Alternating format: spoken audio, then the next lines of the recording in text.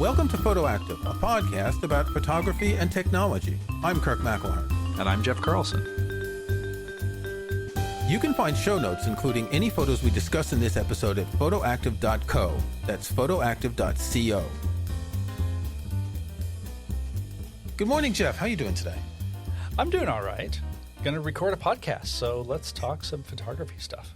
Indeed. And we're experimenting with noise reduction today because there are some men outside Jeff's house. I think they're cutting trees down. So we use Audio Hijack to record the podcast. And there is this block in Audio Hijack called denoise, and it learns the noise in the background and it cuts it out. In fact, I have a fan running fairly loud behind me and it's denoised as well. So we will talk about noise reduction for photos at some point in the future, but we just wanted to mention that we went through this whole palaver to get started here with the audio noise reduction. We should also point out this is not, sponsor or anything like that. It's well, just the tool that we use. However, except the fact that I've written the book, Take Control of Audio Hijack, link in the show notes. That's what I was going to lead to. Yes. There you go. Audio Hijack is great, but what you should spend the money on also is Kirk's book. Exactly. All right. So today we have a topic that is the kind of thing, this is the kind of recommendation I give to people who are getting into photography. You know, what can I do to learn photography? Before you start worrying about composition and color, learn your camera. Isn't that a great 3-word title for a podcast episode? Learn your camera. Get to know your camera. Because so many people, we talk to people who say, yeah, I use Microsoft Word, but I only use a few of the features and it's too complicated. And okay, it is complicated. There is a manual. You can buy books and you may not need all the features, but it's the same with cameras. Whether it's an iPhone or an expensive camera, you need to learn things. And we'll link back to the episode we did about shooting on the iPhone a couple months ago, because there are a number of tips and tricks that you can find out. And of course, there's no real manual for the camera app in the iPhone. It's not quite the same, but every real camera comes with a manual, whether it's a point and shoot or a Leica. And start by reading the damn manual. Yes, RTFM. I didn't want to say that. I thought RTDM is better. Yeah. Trying to be polite. We are a family-friendly podcast here. Yes, you're right. Because I think the thing that we forget about, and actually this is exacerbated by the companies themselves, is that idea that I can pick up my camera and set all my automatic features and go and just push the shutter, take a picture, you'll get something pretty good. And so, the whole idea is I want to be able to take photos and not have the complication of it. And so I think that kind of works against this idea because people are sort of trained to, well, I'm going to get a pretty good shot, especially with iPhones where all you have to do is tap a button and you're going to get a good shot. And then you have this strata of different levels below of all the things that your camera can do. And that's when you have to remember your camera is a computer. Your camera is a highly technical device. And there are options to switch into movie mode. There are like one of the things that we've talked about in the past that I use a lot is setting your ISO so that if you have automatic ISO turned on, it doesn't go above, say, ISO 3200, so you're not getting something super noisy. So you have those kind of things. But if you do open that manual, there's a whole lot more.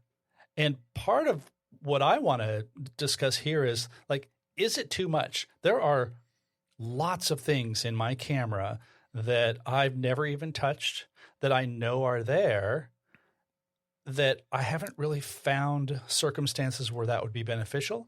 And then there are also times when I've been pulling my hair out and realized, wait a minute, I think I saw something in one of the menus that will help me cover this.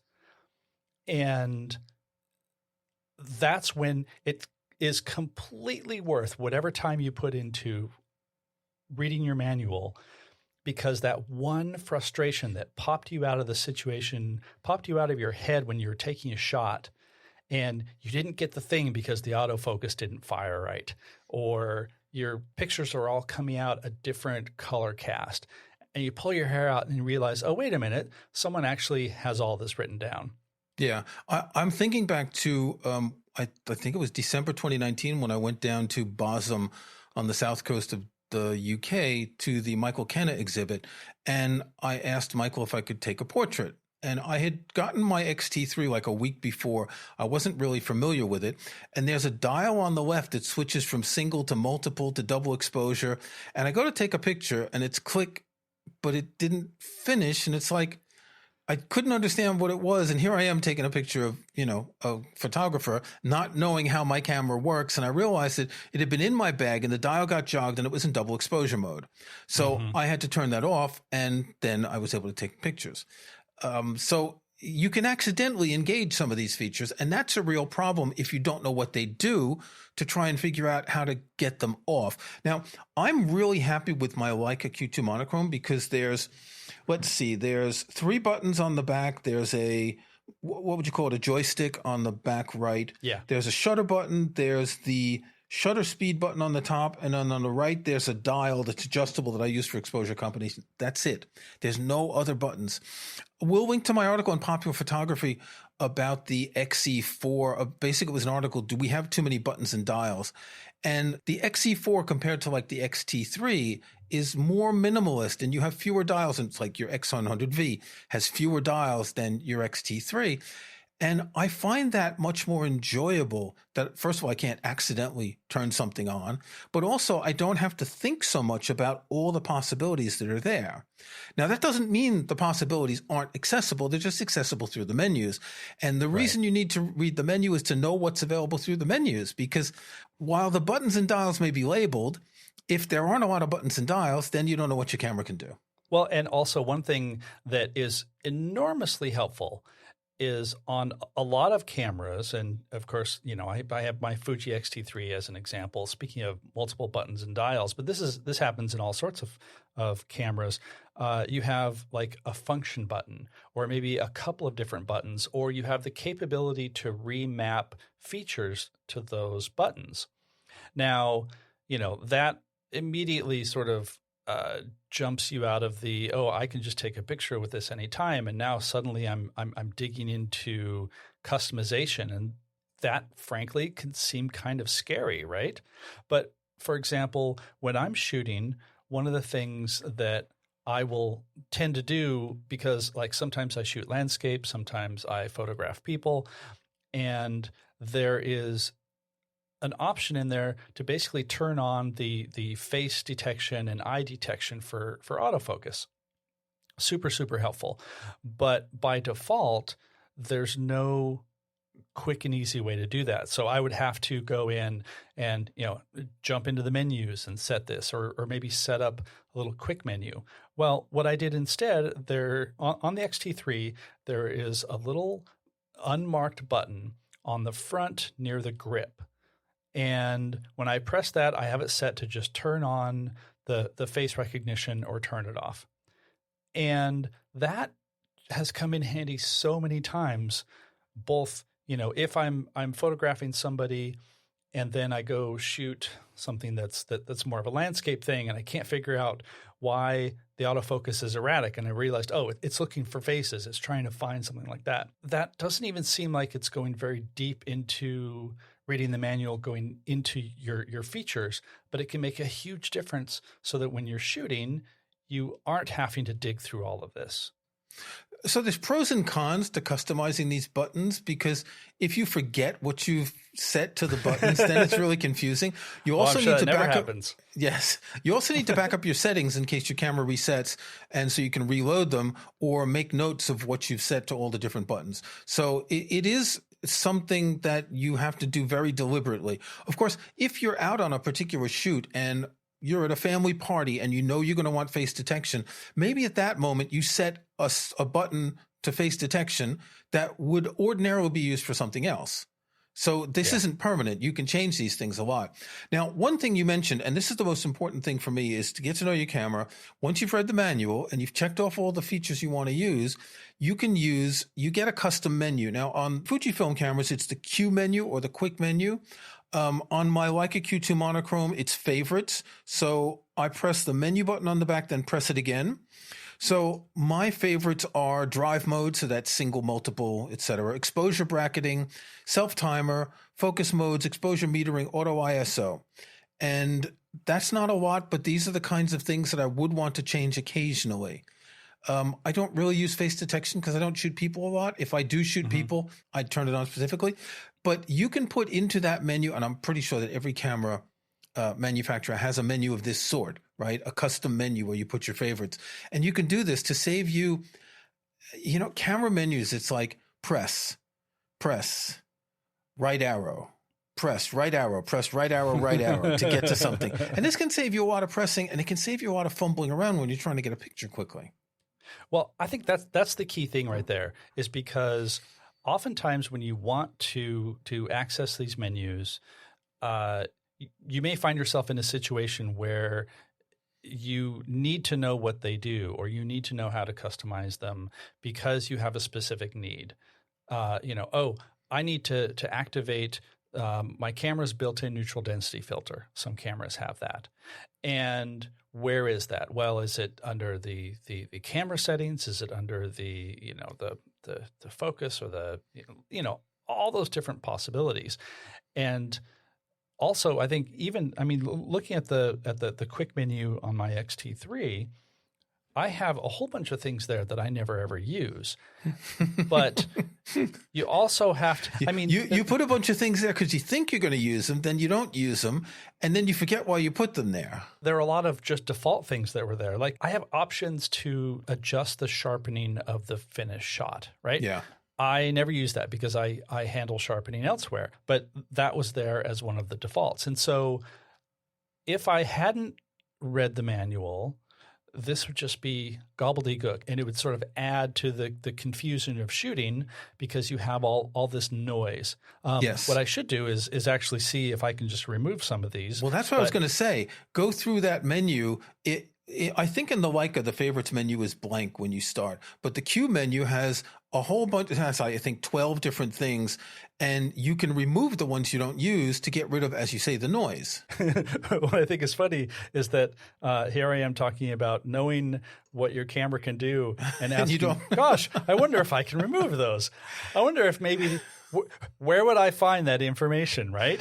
In the manual. It's actually the manual. It's a bit tricky. I can't remember how I do it on mine, but I have done that. Another thing on the Fujis, you can set up a bunch of profiles. It's like C1, C2, C3, etc. So if you are doing a certain type of photography, you can put a number of things in that quick menu, and you can just change to another quick menu with another profile. Yeah. Now, you mentioned noise, and I want to bring up something. I'm just going to show you what I see, and this is more or less what I've selected to see around the frame on my Leica Q2 mono.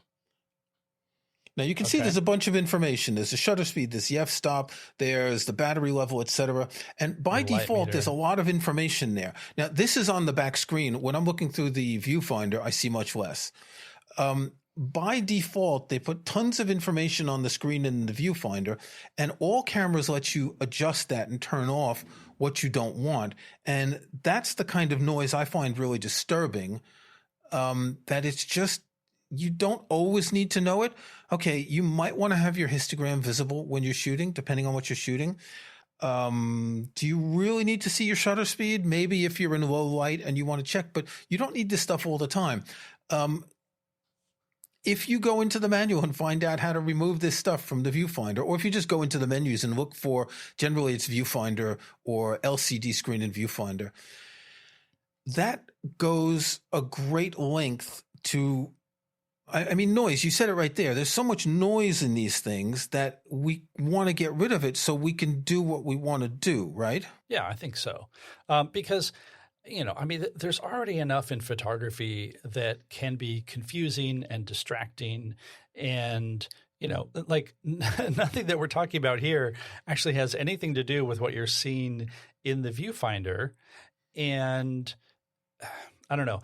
I feel like maybe this is sort of a contradiction of what we're talking about. Like, I feel like I should know my camera better, and I have read my manual. I cannot say that I have completely absorbed my manual. But I think one of the super key points here, and yes, I said super key, and that's not a really good phrase, but one of the important points is being able to identify what you're seeing, but also being able to know how to access or how to find this thing that you want to turn on or turn off, so that you're not faced with a situation where you're photographing and the light is really great and you realize you need to do something else.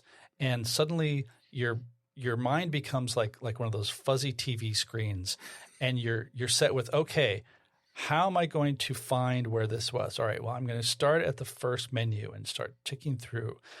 And like, you need that geography of what your camera can do, so that you know, this is a thing that I know is in the shooting menu, and I can set my white balance here. Or I know that this button, like on the right, for example, on my X-T3, there's a little 4-button pad around the OK button. I know that if I press the right one, that'll immediately take me to white balance, so I can quickly change my white balance.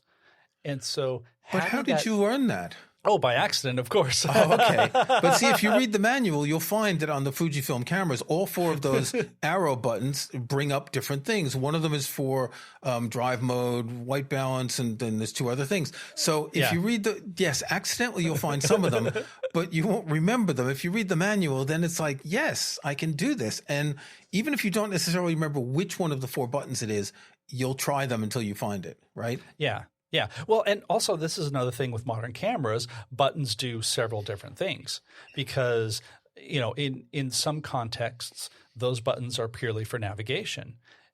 But when you're shooting, you can access these other features. When you're reviewing images, it's going to do something else.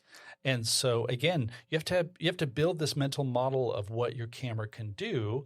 And the only way you're really going to do that in a useful way is to be familiar enough with your manual. I mean, you don't have to memorize everything. There's so much in there that you may not ever deal with. But so we said before, if you don't ever shoot video, then you can skip those chapters. That's the kind of thing that if I ever need to shoot video, I use my iPhone because it's so much easier. Yeah, but here's a good practical example that I've run into. So going back to the autofocus, when you have face identification autofocus turned on, if you have multiple people in the shot, the camera will basically put little gray boxes over every face. And then you'll have one box, a green box, over your primary subject. Well, so many different times that has popped up, and I want to put the box over somebody else's face. And I didn't know how to do that. And I had to go back to the manual. And in fact, actually, here's another thing about manuals. Make sure you have the most up-to-date manual. Yes. Because in this case, there was a firmware update that has a separate manual that covers these new features. Right. And so then I realized that, when I have the shutter button half pressed, so I'm focusing on something, if I believe it's I push in on the joystick, and that lets me cycle through the different faces. Totally non-intuitive, but completely useful. Worth pointing out that Fujifilm is one of the few brands that really adds features and firmware updates. Most of them don't. And there was a firmware update 6 months ago that added a whole lot of features like that.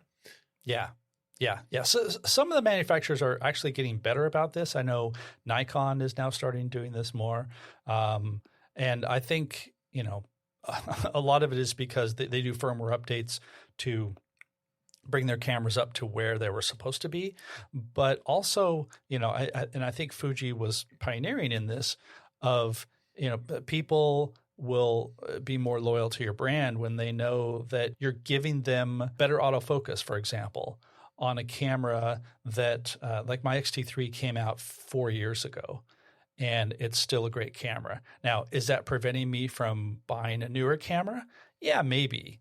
But am I going to buy another Fuji after this? Probably. Yeah, well, there's another lock-in, and that's the lenses that you bought that aren't compatible with another camera. So, but it is a good point. It does help. It does help with loyalty. One area I think everyone should look at in their manual is autofocus, because different cameras have different autofocus modes. We'll link to an episode where we talked about this. I'm looking at the Leica Q2 monochrome manual, which is about 164 pages, so it's not small. I have multi-field metering, spot field metering, face detection, and touch autofocus. So touch autofocus, obviously you can tap something on the screen to select that item to put it in focus. But you need to learn what multi-field metering and spot field metering are. And you need to know which one you want to use. And the only way to do that is to read the manual, find what they do, try them out, and look at your photos. You can't really just say, I'm only going to use this one. I mean, you could. I like spot autofocus, where I pick the spot, the little square, and that's like the old film way of doing it. I use that most of the time, but you don't. If you've got a lot of people moving around, you do want multi-field because you don't have the time for that. So that's the kind of thing that you really need to read about in the manual, because every camera, I don't want to say every camera does it different, but there are different ways of doing it. Now, just beyond that, you have exposure metering options, spot metering, center weighted metering, and multi-field metering. So like autofocus, these are three different ways of determining what the main subject of a picture is, and they're very important. This said, I've never really cared about metering modes, because if I shoot in RAW, I can always just adjust the exposure afterwards. So if it underexposes a little bit or overexposes, I don't want to overexpose. I'd rather underexpose to not, blow out highlights and all that. So I don't really care too much about exposure. But if you want to shoot straight out of the camera and make JPEGs, you need to understand how the exposure on your camera works. Yeah. Well, and also to be able to adapt to different situations where, one day you may need the camera to expose for the entire frame, and then there are other times when you want it to expose just for the subject, even if the background is too dark or too bright or whatever. And so, again, knowing how to do that. I also want to bring up another thing. As we're talking here, you said, I'm looking at my manual now, and I know from video you're looking at this on the computer. Yes. And if you don't know about this, the first thing you should do is move the manual out of the camera box and set it aside, and have that somewhere where you can have a cup of coffee or tea and whatever. And then the next thing, download the manuals from the camera manufacturers and put them on your phone or your Dropbox or iCloud Drive or whatever. So you always have them. I want to say that when I got the Q2 monochrome, it did not have a printed manual. Oh, they wanted to save paper. Now you could write in to ask for one, which I did because I kind of wanted to have, I'm old fashioned, but there are cameras now that are coming without printed manuals. They explain where to go to get the PDF. So immediately download it. And yes, Dropbox, iCloud Drive. So when you're out shooting, if you have a problem, you can open it on your phone or your iPad or whatever. Yeah. Yeah. You should always have your manual accessible somehow. And, even if you do want to have like a paper version of your manual, like say with you in your bag, one easy tip is they all come in, 4 or 5 different languages. Just take an X-Acto knife, cut out your language, and throw the rest away. Again, so that wasn't the case with the Q2, because when you wrote in to ask for a manual, you told them which language you wanted. Oh, so they were again saving space there. I want to point out, and we talk a lot about Rocky Nook because we have good rapport with the brand and they have good photographers. They have a series of I don't want to call them missing manuals, but guides to different cameras. And we both had the Fujifilm guide some time ago. I think it was for the X-T3. And these are good to get because they're feature walks, but they're feature walks in a logical way that makes more sense to a photographer than the way the manual is constructed. Yeah. Yeah. we're not going to pretend that reading the manual is going to be this exciting, stimulating experience. I mean, these are technical manuals. And so these are the books that you mentioned, put things into other contexts, and, definitely highly recommend those. Yeah. Yeah. Rocky Nook, other companies, they have things like that. They don't do for Leicas though. So if you have a Leica, you might need to do something else. Now, nothing prevents you, if you buy a Leica, to pay the Leica store $100 or whatever for an hour or 2 hours of training where someone will go through the camera with you. If you can afford a Leica, you can afford that. I think a lot of photographers wouldn't want to spend that kind of money for another camera. But I would say in particular, I don't know how many people on this listening to us afford Leicas, but still, if you are going to move to a Leica rangefinder and you've never shot a rangefinder, that would be a moment to get someone to explain how it works, because it's a very different type of camera. If you have a camera club nearby, fine. Don't be ashamed to say, I got a new camera, I don't know how it works.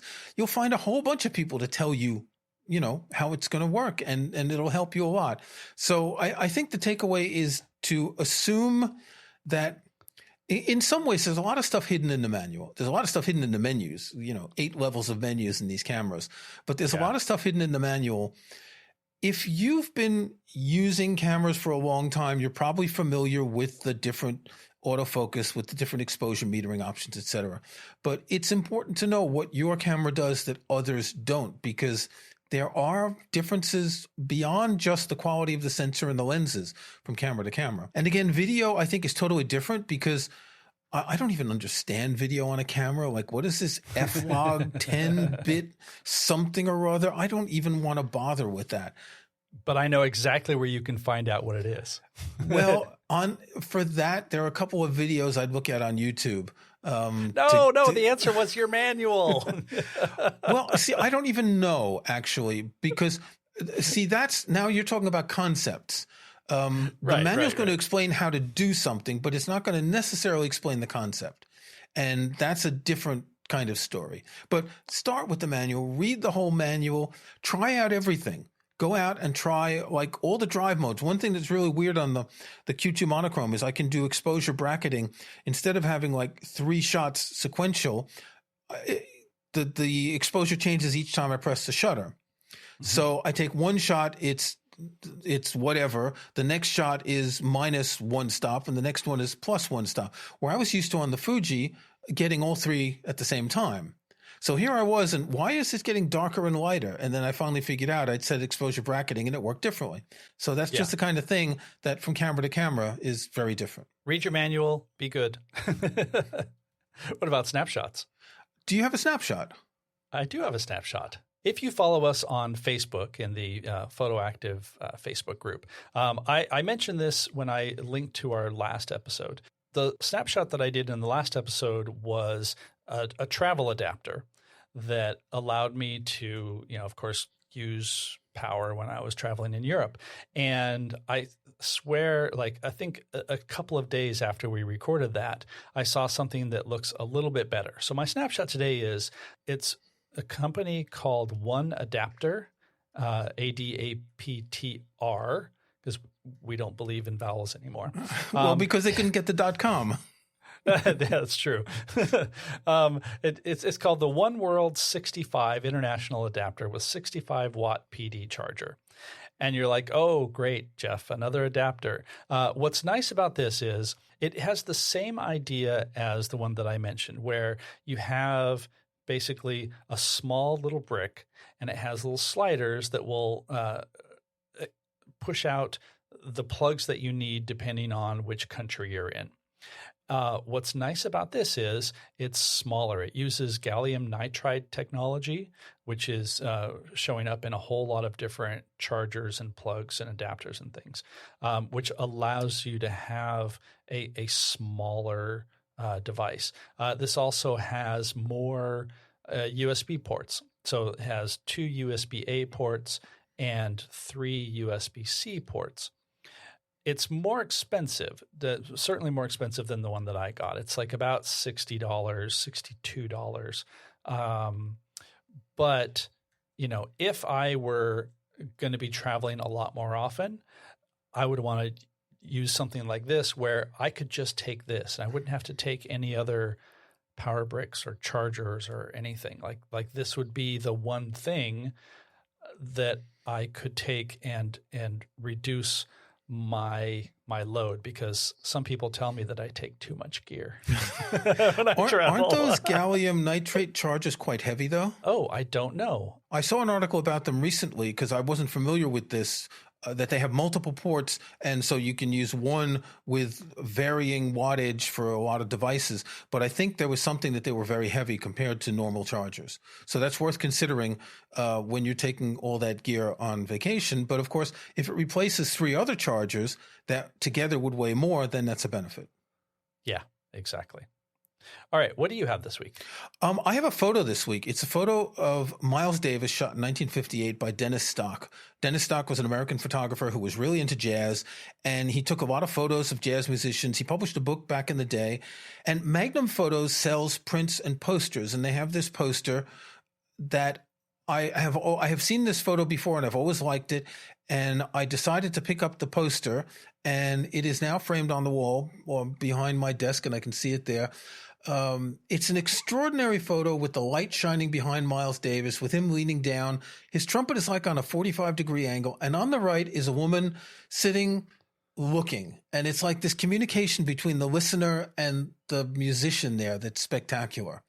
Not cheap, $100, plus I had to buy a frame, but it's a wonderful picture. If you go to Magnum, they've got a lot of photos by a lot of different photographers. And it's a good way to have a really motivating picture. I'm just leafing through some of them. There's Elliot Erwitt. There's Elliot Erwitt. There's Bruce Gilden, who I don't particularly like. There's Alex Soth. There's Eve Arnold. Eve Arnold's great photos of Marilyn Monroe, for example. A lot of historical photos. Now, some of these are signed. Some of them are, what do they call, estate stamped. So if the photographer's dead, don't bother getting the signed edition for $50 more. Just get the normal edition. But make sure you get a frame, because I think photos and posters, to really appreciate them, they have to be framed on the wall. Don't just pin them up on the wall. Here is this wonderful poster of Alfred Hitchcock by Philip Halsman, where he's got the cigar in his mouth and the bird on the end of the cigar. Classic Alfred Hitchcock from 1962. There's a bunch of Martin Parr. There's all sorts of stuff. Magnum is a cooperative of photographers who mostly started out doing press photography, but also do fine art and commercial work and all that. And they regularly have sales of prints and posters and stuff like that. So check them out. The Miles Davis is one, but there's all sorts of wonderful photos by great photographers. What size was the one that you bought? The poster itself is about 46 by 61 centimeters. So that's a 1.5 by 2 feet, fairly large. Okay. Nice. It's not a cheap poster. It's well printed, and they also sell 8 by 10 photos. They sell square photos that are 6-inch square 2 or 3 times a year. They have square photos signed by well-known photographers. So they have a wide variety of things. Sign up for their email. They've always got stuff available if you want to collect and get some good photos on your wall. And as we've always said, if you want to be a good photographer, look at good photos. So here's another way to do it. Okay, until next time. Until next time. Thanks for listening to Photoactive. You can find show notes, including any photos we discuss in this episode, at photoactive.co. That's photoactive.co. We couldn't afford the M. You can join our Facebook group at facebook.com/groups/photoactivecast. That's photoactivecast in one word. You can subscribe to Photoactive in your favorite podcast app or on Apple Podcasts. See the links on our website. And think about leaving us a rating or review in iTunes or in your podcast app.